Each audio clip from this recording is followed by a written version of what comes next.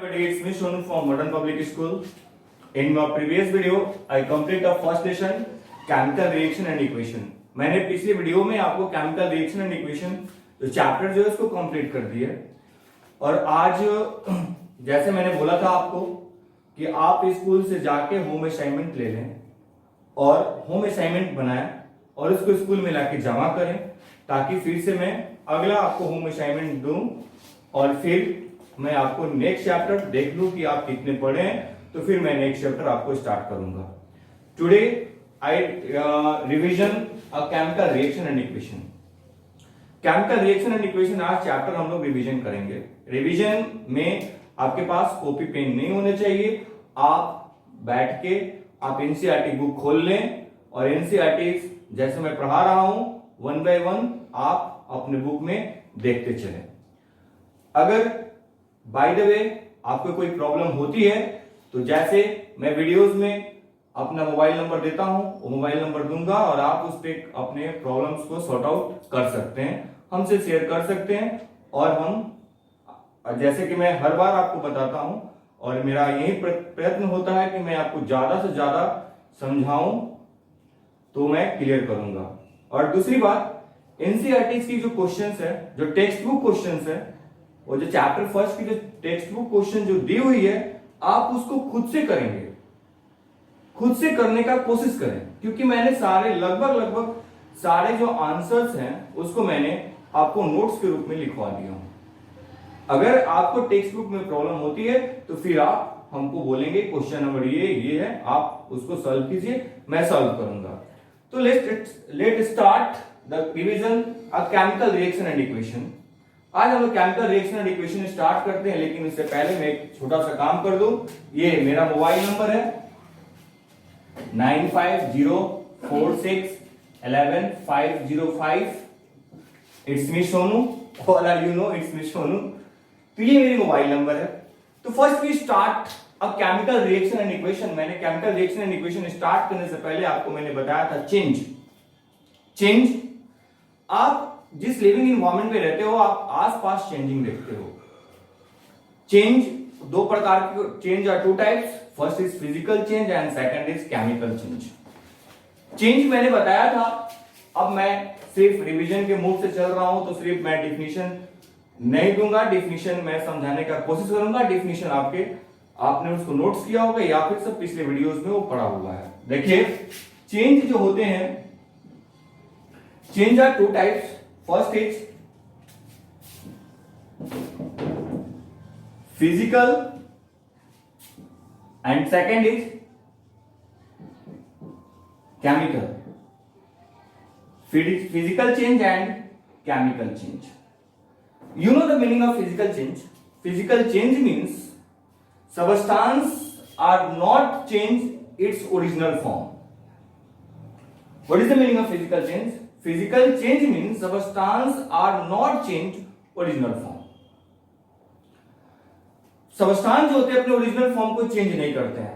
Just मैंने example दिया था, आप एक पेपर को टीयर करें, फाड़ें, जैसे पेपर को फाड़ के आप नाव बना लेते हैं, फोल्ड करके नाव बना लेते हैं या एरोप्लेन बना लेते हैं, आप फिर उसको अनफोल्ड कर देंगे तो फिर से वो पेपर मिल जाएगा आपको। That is called a physical change. या फिर आप कोकोनट ऑयल ले लें। कोकोनट ऑयल को जैसे आप सनलाइट में डालते हैं वो क्या होता है, लिक्विड स्टेट में आ जाता है और फिर से जैसे आप उसको कूलिंग करते हैं फिर से क्या हो जाते हैं, वो सॉलिड स्टेट में आ जाते हैं। That is a physical change.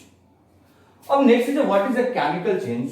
That first physical change means temporary change, second is a chemical change. What is chemical change? तो chemical change means the original property और जो substance की original जो form होती है वो after some time वो क्या हो जाते हैं, उसकी original form change हो जाते हैं। ठीक है, तो chemical change जो होता है वो permanent change होते हैं। तो ये चैप्टर जो है वो केमिकल चेंज है, यानी यहां लिखा हुआ है केमिकल। तो सो इस चैप्टर में हम लोग केमिकल के बारे में पढ़ेंगे, यानी फिजिकल चेंज हमको नहीं पढ़ना है, हमको क्या पढ़ना है, केमिकल चेंज पढ़ना है। केमिकल चेंज का मतलब क्या होता है कि जो सबस्टांस ओरिजिनल सबस्टांस जो होते हैं वो रिएक्शन के बाद, एक प्रोसेस के बाद वो न्यू सबस्टांस बनाते हैं और न्यू सबस्टांस जो बनता है उसकी प्रॉपर्टीज क्या होती है, न्यू होती है।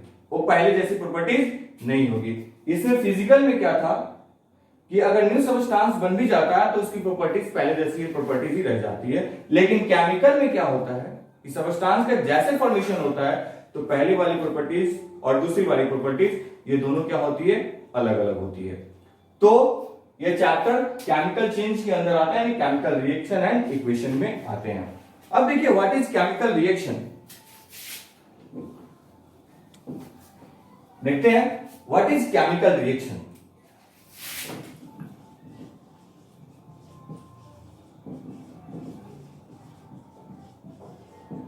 केमिकल रिएक्शन क्या होता है, व्हाट इज केमिकल रिएक्शन? तो बोलते हैं बुआ, it is the process in which, listen carefully, it is the process in which new substance are formed with new properties. क्या बोले? It is the process in which, chemical reaction क्या है? It is the process in which new substance are formed with new properties, that is called chemical reaction. Chemical reaction क्या होता है? बोलते हैं बुआ, लिसन केयरफुली, बोलता है that it is the process in which new substance is formed with new properties. Suppose that new substance formed with new properties, मैंने कई सारे एग्जांपल दिया था आपके टेक्स्ट बुक में। एग्जांपल है Mg+O2, मैं टेक्स्ट बुक का एग्जांपल लेके चल रहा हूं, टेक्स्ट बुक के एग्जांपल लेके चल रहा है Mg+O2, ये तैयार क्या हुआ? MgO। तो in the chemical reaction both ये Mg+O2, Mg+O2 that is called reactant, Mg+O2 that is called reactant, and MgO is called product.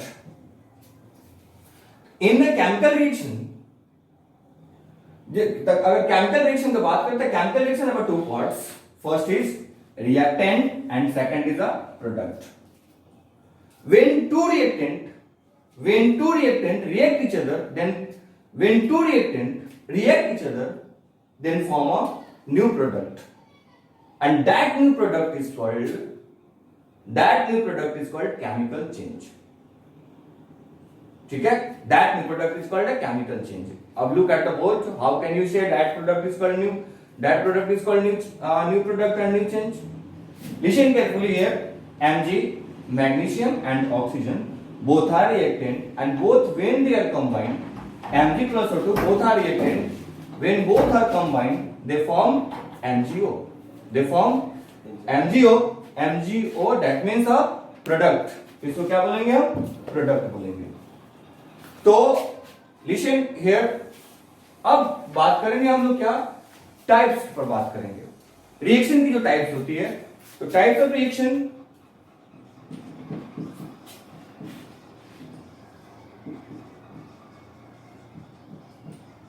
Types of reaction की बात कर रहे हैं तो एक आता है क्या?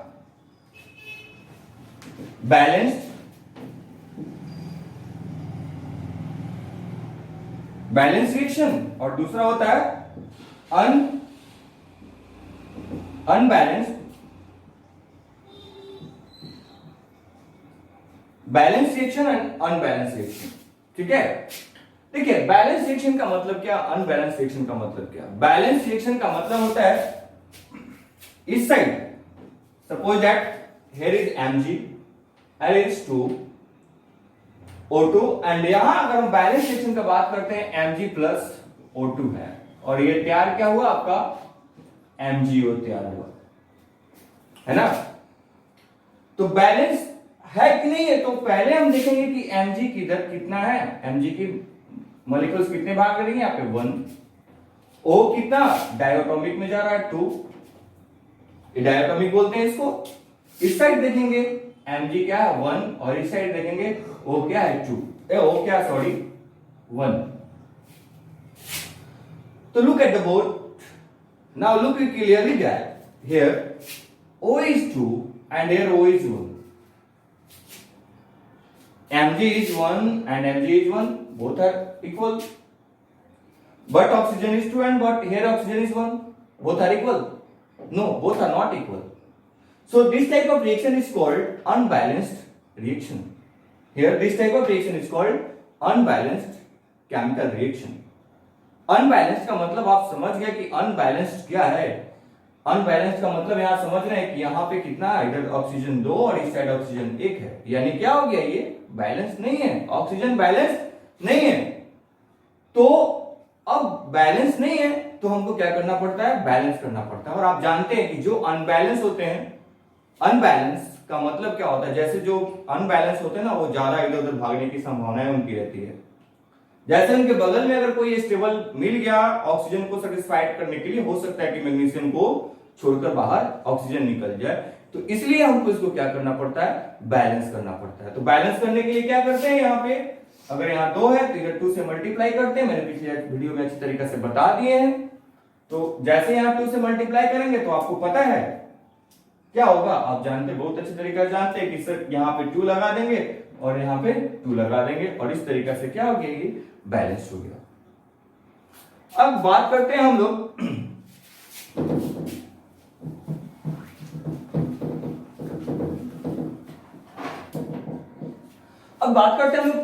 कैरेक्टरिस्टिक्स ऑफ केमिकल रिएक्शन का। बैलेंस और अनबैलेंस देख लिए।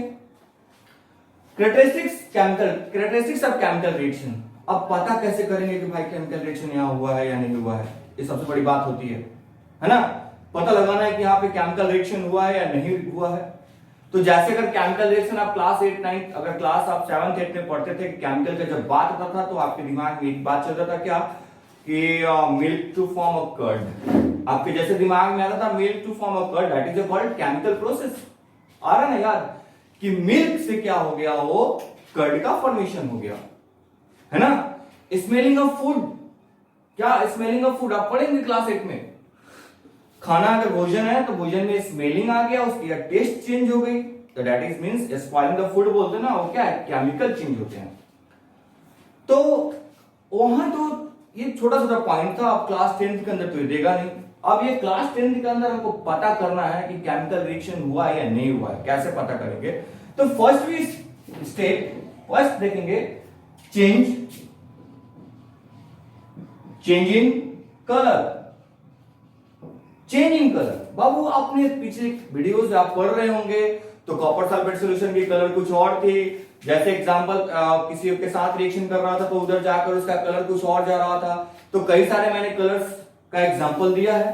तो कल फर्स्ट देखते हैं कलर चेंज। अगर केमिकल रिएक्शन होगा तो वहां पे हो सकते हैं कि कलर चेंज हो। Second, change in temperature. Change in temperature, हो सकता है कि उसकी इनिशियल स्टेज का टेम्परेचर कुछ और हो और बाद की टेम्परेचर उसकी कुछ और हो, तो that is change in temperature. Third is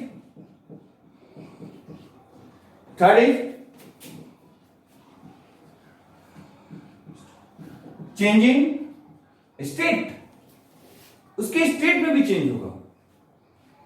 state का मतलब हो गया कि दैट मींस अगर सॉलिड होगा डायरेक्ट हो सकता है इवेपोरेट गैस के फॉर्म में बाहर निकल जाए, या सॉलिड होगा तो हो सकता है वो मेल्ट कर जाए, या मोल्टेन स्टेट में होगा अगर किसी के साथ रिएक्शन कर रहा होगा तो हो सकता है इसमें भी सॉलिड स्टेट में चला जाए। एंड फोर्थ इज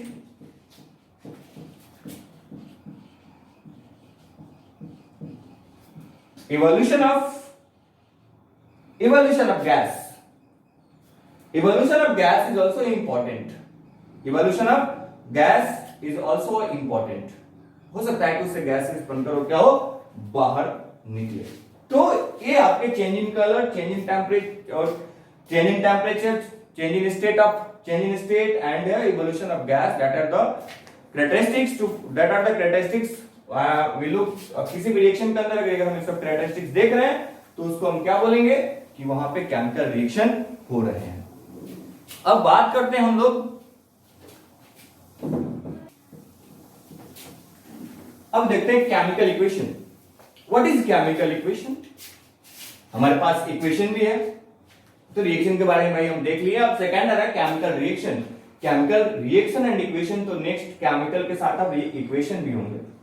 तो यहां टॉपिक है केमिकल रिएक्शन। केमिकल रिएक्शन क्या है, ठीक है, chemical reaction.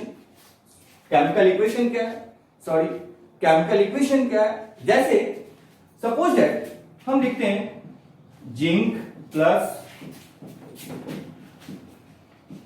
Sulphuric acid, zinc plus sulphuric acid, तो क्या क्या होता है, zinc sulphate plus hydrogen gas, zinc sulphate plus hydrogen gas. अब देखिए zinc sulphuric acid, zinc sulphate and hydrogen gas, ये तो वर्ड रिप्रेजेंटेशन में हो गया। केमिकल इक्वेशन का मतलब होता है कि रिप्रेजेंटेशन ऑफ एलिमेंट, जैसे ये अगर हम बात करें Zn को रिप्रेजेंट कर रहे हैं, जिंक को रिप्रेजेंट कर रहे हैं Zn में, सल्फ्यूरिक एसिड को रिप्रेजेंट कर रहे हैं H2SO4 में, जिंक सल्फेट को रिप्रेजेंट कर रहे हैं क्या, ZnSO4 में, और ये हाइड्रोजन जो है यहां पे क्या आ गया, H2 किस में आ गया, गैस में आ गया। तो representation of element in a representation of element during a reaction, that is called chemical equation. जैसे कि जिंक का रिप्रेजेंटेशन क्या है, जिंक का हम किसे रिप्रेजेंट करते हैं, Zn से रिप्रेजेंट करते हैं, सल्फ्यूरिक एसिड को किससे रिप्रेजेंट करते हैं, H2SO4 से, जिंक सल्फेट को किससे रिप्रेजेंट करते हैं, ZnSO4 से, और हाइड्रोजन गैस को किससे रिप्रेजेंट करते हैं, H2 से करते हैं। तो ये the whole process is called chemical equation. ये सारा जो प्रोसेस होते हैं, इन सारे प्रोसेस को हम लोग क्या बोलते हैं, केमिकल इक्वेशन बोलते हैं। ठीक, अब हम बात करते हैं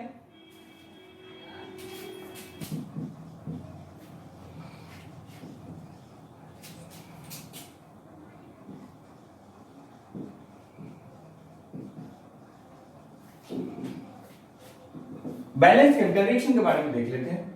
बस यहां देखेंगे Zn प्लस H2SO4 क्या हो गया, ZnSO4 plus H2। Here Zn is 1, H is 2, S is 1 and O is equal to 4. Here Zn is equal to 1, S is equal to 1, O is equal to 4 and H is equal to 2. If you look a balanced chemical reaction, we looked at, if you looked at balanced chemical reaction, we looked at the number of atom of reactant is equal to the number of atom of product. The number of atoms of reactant is equal to the numbers of atoms of product. Such type of reaction is called balanced chemical reaction. ठीक है, here is Zn is 1, the Zn, it means zinc, the number of zinc atom is 1 and the product side zinc atom is also 1. In the reactant side hydrogen is 2 and product side hydrogen is 2. In reactant side sulfur is 1 and product side sulfur is 1 and reactant side oxygen is 4 and product side oxygen is 4. तो इस तरीका का chemical reaction को हमको balance करने की आवश्यकता नहीं है। क्यों नहीं है? क्योंकि नंबर जो है, नंबर ऑफ एटम अगर रिएक्टेंट साइड का देखते हैं और प्रोडक्ट साइड का देखते हैं तो दोनों क्या है, इक्वल है। अब हम बात करेंगे, इसी के आगे लगा देते हैं अनबैलेंस्ड केमिकल इक्वेशन। अब बात करेंगे unbalanced chemical equation. Suppose that unbalanced chemical equation अगर हम लेते हैं, आपके पास वाटर उठाते हैं, suppose that H2 plus O2, it gives H2O. H2 plus O2 gives H2O. Here we look, H is equal to 2, O is equal to 2, H is equal to 2 and O is equal to 1. अब आप इस तरीके के reaction को देखेंगे तो क्या देख रहे हैं कि रिएक्टेंट साइड में दो, रिएक्टेंट साइड की अगर बात करें हम तो हाइड्रोजन के पास 2 है, ऑक्सीजन के पास डायटोमिक वेव फॉर्म कर रहे हैं, है ना। इधर हाइड्रोजन का एटम 2 आ रहा है, इधर ऑक्सीजन का आ रहा है 1 आ रहा है, तो कहां बैलेंस है? ये बैलेंस नहीं है, यानी number of atoms in a reactant side is not equal to product side. Reactant side के जो एटम है प्रोडक्ट साइड के एटम्स के बराबर नहीं है, तो हमको क्या करना पड़ेगा? इसको बैलेंस करना पड़ेगा। और बैलेंस करने के लिए हम लोग अब ज्यादा हम बात नहीं करेंगे क्योंकि आप पढ़ चुके हैं। बैलेंस करना है, इधर लगाए 2 से मल्टीप्लाई करेंगे तो यहां 2 लगा देंगे, है ना। 2 लगा दिए तो क्या हो गया? हाइड्रोजन हो गया 4। तो such type of reaction is called unbalanced chemical reaction। तो आज हम लोग जो बात किए हैं, बेसिकली बात किए हैं, टाइप्स के ऊपर नहीं गए हैं, ग्रुप्स टाइप्स के ऊपर नहीं गए हैं। आज सिर्फ हम लोग देखें कि केमिकल रिएक्शन और केमिकल इक्वेशन का मीनिंग मैंने समझाया है, और मैंने बैलेंस्ड और अनबैलेंस्ड के बारे में आपको बताया। और आपसे यही बोलेंगे कि आप स्कूल से आकर आप होमवर्क असाइनमेंट ले लें। आप होमवर्क असाइनमेंट लेंगे, होमवर्क असाइनमेंट जमा करेंगे, तभी हम नेक्स्ट चैप्टर आपको पढ़ाना शुरू करेंगे। अदरवाइज ये जो चैप्टर है वो 2 दिन के अंदर रिवीजन होगी। कल मैं जितने भी टाइप्स ऑफ केमिकल रिएक्शन जो है, combination, decomposition, displacement, double displacement, oxidation, reduction reaction, मैं इन सबको एक साथ पढ़ाने का कोशिश करेंगे। और आप लोग का ये है कि आप लोग उसको पढ़ के और फिर बैठेंगे, ठीक है। Thank you, have a nice day.